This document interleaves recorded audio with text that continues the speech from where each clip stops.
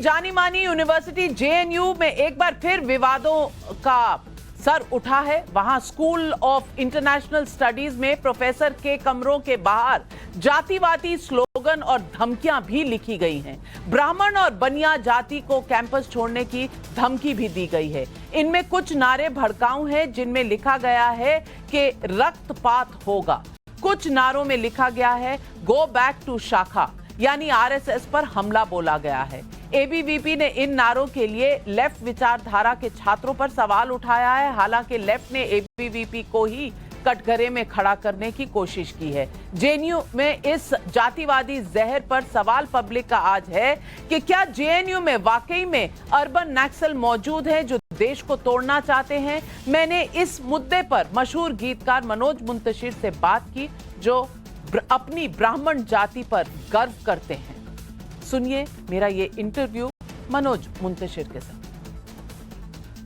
मेहमान जुड़ रहे हैं मनोज मुंतशिर जी। इनके बारे में क्या कहूं, इन्हें पोएट कहूं, इन्हें राइटर कहूं, इन्हें कई शोज का जज कहूं, बस लफ्जों का खेल है, शब्दों का खेल है जो ये खेलते हैं और बस यूं शब्द पिरो देते हैं कि मुद्दे निकल आते हैं। मनोज मुंतशिर जी, आज टाइम्स नाउ और टाइम्स नाउ नवभारत के दर्शकों के साथ जुड़ने के लिए आपका बहुत बहुत धन्यवाद। आज फिर आपकी कलम चली है और आपने तो ब्राह्मणों के योगदान की गिनती भी आज करा दी, लेकिन देश की बड़ी यूनिवर्सिटी में दीवार पर लिखा जा रहा है कि ब्राह्मणों भारत छोड़ो। इसे आप कैसे देखते हैं?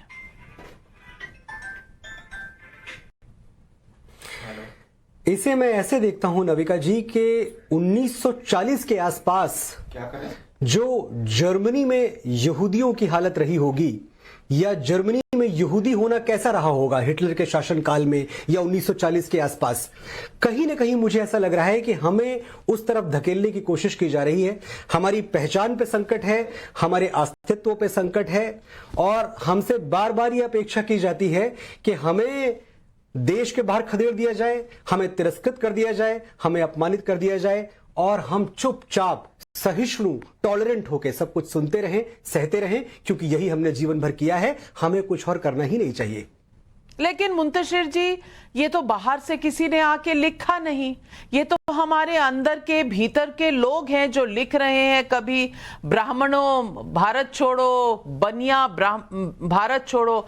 मैं खुद जातिवाद के खिलाफ हूं। जातियां हट जानी चाहिए, आपस में लोगों के बीच की दीवारें हट जानी चाहिए, लेकिन जातियों में से सिर्फ दो जातियों को चुनना, एक जाति को चुनना, क्या यह सही है? देखिए, जातिवाद के विरुद्ध हम सब हैं, हम सब राष्ट्रवाद के साथ हैं। ये बात मैं 100 बार कह चुका हूं कि मैं राष्ट्रवाद के साथ हूं, जातिवाद के नहीं। लेकिन कौन सा ब्राह्मण अपनी जेब में जाति का सर्टिफिकेट लेके घूमता है?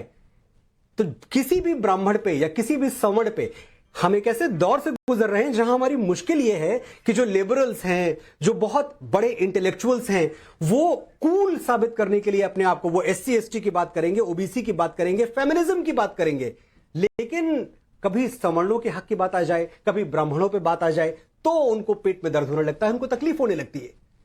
सवाल सिर्फ इतना है कि अगर जातिवाचक संज्ञा हमें दी जाती है, अगर हमें जाति के आधार पर बाहर खदेड़ने की बात की जाती है और अगर हम आत्मरक्षा में कोई बात कहते हैं तो हम ही जातिवादी हो गए। जबरा मारे रोने न दे, मैंने तो आवाज नहीं उठाई, मैंने तो उन दीवारों पर जाके कुछ नहीं लिखा, लेकिन मुझसे उम्मीद क्या की जाती है कि मैं अपनी आत्मरक्षा में, मैं अपने स्वाभिमान की रक्षा में कुछ बोलूं भी नहीं। ये तो बहुत फासिज्म है, बहुत बड़ा, और मुझे लगता है ये किसी भी ब्राह्मण को या किसी भी भारतीय को ये स्वीकार नहीं होगा। लेकिन मनोज मुंतशिर जी, सीधा सीधा सवाल आपसे पूछना चाहती हूं कि ये कौन लोग हैं जो आज भी इस कास्टिज्म को, इस जातिवाद का जहर फैला रहे हैं? जातिवाद का विरोध जरूर होना चाहिए, जैसे मैंने कहा, ब्राह्मणवाद, ठाकुरवाद, यादववाद, कुर्मीवाद, हर चीज का विरोध होना चाहिए। यहां एक जाति को चुना जाता है और आप कह रहे हैं ये इंटेलेक्चुअल्स हैं। ये कौन से इंटेलेक्चुअल्स हैं? ये मैं अपनी बातें कभी, आप जानती हैं कि मैं अपने शब्द मिन्स नहीं करता। मैं साफ साफ कहना चाहता हूं, ये इंटेलेक्चुअल्स का चेहरा मुझे भी पता है, आपको भी पता है, ये वामपंथी सोच, वामपंथी विचारधारा के लोग हैं जो एक तरफ तो ये आडंबर, ये ढकोसला करते हैं कि ये जातिवाद में, जाति प्रथा में विश्वास नहीं रखते, और दूसरी तरफ जाति के आधार पर ही दूसरों को टारगेट करते हैं। जेएनयू किससे भरा पड़ा हुआ है ये मैं आपको बताऊंगा नविका जी। नहीं, जेएनयू में ही क्यों ऐसा होता है, यह भी एक सोचने की बात है। जेएनयू में ही होता है भारत तेरे टुकड़े होंगे, जेएनयू में ही होता है अफजल हम शर्मिंदा हैं, आज जेएनयू में ही जातिवाद की इस तरह की बात क्यों? जेएनयू की जो विचारधारा रही है और जेएनयू में जिस तरह की विचारधारा पनपती रही है, जहां के रावण की पूजा की जाती है, हमने देखा है, जहां के अफजल गुरु के लिए नारे लगाए जाते हैं, जहां एक विशेष वर्ग को शांतिदूत माना जाता है, जहां कश्मीर को भारत से अलग करने के लिए, जहां असम को भारत से अलग करने के लिए बातें होती हैं, बड़े बड़े लेवल पे होती हैं, तो ये एक सोच है जो वहां पनप रही है। और पता नहीं एज ए सिस्टम, हमने जो एक लाइन सुनी है ना कि सरकार किसी की भी हो, सिस्टम हमारा है, तो सच ये है कि वाकई सिस्टम उनका है और अब तक हम उस सिस्टम से लड़ नहीं पाए हैं। वो सिस्टम जो भारत को खोखला कर रहा है, वो सिस्टम जो भारत को हर दिन टुकड़ों में बांट रहा है, उस सिस्टम का मुकाबला करने में हम अब तक नाकाम रहे हैं। तो और ऊपर से जो केंद्र में सरकार है, कभी कभी आक्षेप ये लगता है, इल्जाम ये लगता है कि भाई सरकार तो बहुत हैवी हैंडेड तरीके से सबसे पेश आ रही है। मैं समझता हूं सरकार को हैवी हैंडेड तरीके से पेश आना चाहिए, अब तक तो नहीं आई है। सरकार कब जागेगी और इस पर अंकुश लगाएगी? जेएनयू पे ये प्रतिबंध कब लगेगा मैं अब तक समझ नहीं पाया हूं। हमें और किस बात का इंतजार है? अब ये जो चीज आई है, जो ब्राह्मणों के खिलाफ नारे लिखे गए, जो दीवारें पोत दी गई हैं, मैं चाहता हूं कि इसके खिलाफ जो आवाजें उठें वो मेरे मुसलमान भाइयों की भी हो, वो भी आगे आए और बोले गलत बात है। आप किसी को नहीं कह सकते हो उस देश के बाहर जाने के लिए। जब राहत इंदौरी कुछ बरस पहले एक शेर पढ़ते हैं मुशायरे में कि सभी का खून है शामिल यहां की मिट्टी में, किसी के बाप का हिंदुस्तान थोड़ी है, सीधे सीधे टारगेट करते हैं एक ग्रुप को, उस वक्त बड़ी तालियां बजती हैं, बड़ी वाहवाहियां कि भाई बड़ी अच्छी बात कह दी। तो क्या इस मिट्टी में ब्राह्मणों का खून शामिल नहीं है? मंगल पांडे ब्राह्मण नहीं थे, कैप्टन मनोज पांडे ब्राह्मण नहीं थे, वीर सावरकर ब्राह्मण नहीं थे, तात्या टोपे ब्राह्मण नहीं थे, रानी लक्ष्मीबाई ब्राह्मण नहीं थी, ये सब ब्राह्मण नहीं थे। तो मैं जेएनयू पर दोबारा लौटती हूं और यह भी पूछना चाहती हूं कि एक पूर्व छात्रा रही हैं जेएनयू से, जिनका नाम है स्वरा भास्कर, एक्टर भी हैं, आपकी दुनिया से भी हैं। अभी उनका एक वीडियो मैं देख रही थी जहां वो राहुल गांधी के साथ भारत जोड़ो यात्रा में है। उनकी इच्छा है और उन्हें पूरी आज़ादी है, किसी के साथ चलें, किसी के साथ हों, लेकिन जब वो चलती हैं तो ट्रोल नहीं होती। लेकिन अगर कोई इस तरफ आ जाए, राइट विंग बीजेपी की तरफ आ जाए, तो तूफान सा खड़ा हो जाता है, गर्दा उठने लगता है। ऐसा क्यों है? ऐसा इसलिए भी है क्योंकि हमारे अंदर एकता की कमी तो है, ये तो हम अपनी कमजोरी मानते हैं। ये जो दूसरी तरफ के लोग हैं, और मुझे बड़ा दुख होता है कहते हुए जब मैं इनको दूसरी तरफ का कहता हूं। सच तो ये है कि कोई किसी तरफ नहीं है, हम सबको भारत की तरफ होना चाहिए, लेकिन अभी माहौल ऐसा बना हुआ है कि हां ये एक तरफ है, ये दूसरी तरफ है। ये दूसरी तरफ के लोग काफी संगठित हैं, और जो हम इस तरफ खड़े हुए हैं, हम शायद परवाह ही नहीं करते। हम हमेशा से बेपरवाह रहे हैं, हम आज भी बेपरवाह हैं, हमें कोई फर्क नहीं पड़ता है। कितने लोगों ने आवाज उठाई, ये जो ब्राह्मण विरोधी नारे लिखे गए, कितने लोगों ने आवाज उठाई? चुप हैं आप, चुप हैं आप, चुप रहने का परिणाम देख चुके हैं। आप कश्मीर में चुप रहे, आप वहां से खदेड़ दिए गए। आप चाहते हैं कि दिल्ली कश्मीर बन जाए, और यह होगा।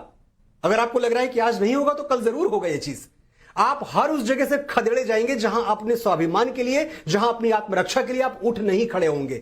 और मैं संवैधानिक तरीके से आत्मरक्षा की बात कर रहा हूं। मैं ये नहीं कह रहा हूं कि आप भाले त्रिशूल उठा के, तलवारें उठा के मैदान में आ जाओ। संविधान हमें इस बात की अनुमति देता है कि हम अपने तरीके से हम इस देश में रह सकें। हमें निकालने का अधिकार किसी को नहीं है। लेकिन मैं नहीं देख रहा हूं, मैं अपने ब्राह्मण मित्रों से, भाइयों से, परिवार वालों से भी कहना चाहता हूं कि आप कब जागेंगे? आप कब इन बातों के विरुद्ध, जो कि एक छोटा सा बीज होता है अंकुरित होता हुआ, आप सोचते हैं किसी सरफिरे ने बोल दिया, जाने दो क्या फर्क पड़ता है, दो चार लोगों ने लिख दिया होगा। अगर यह बात उठनी शुरू हुई है तो याद रखिए कि दूर तक जाएगी। ये इतिहास बताता है, 100 बार हम पहले हिस्ट्री में देख चुके हैं, लेकिन हम जागने से इनकार कर रहे हैं। और जाहिर सी बात है कि दूसरी तरफ के लोग ज्यादा संगठित हैं, मुट्ठी भर हैं, बहुत कम है, लेकिन जितने भी हैं ज्यादा संगठित हैं, हमसे ज्यादा संगठित हैं।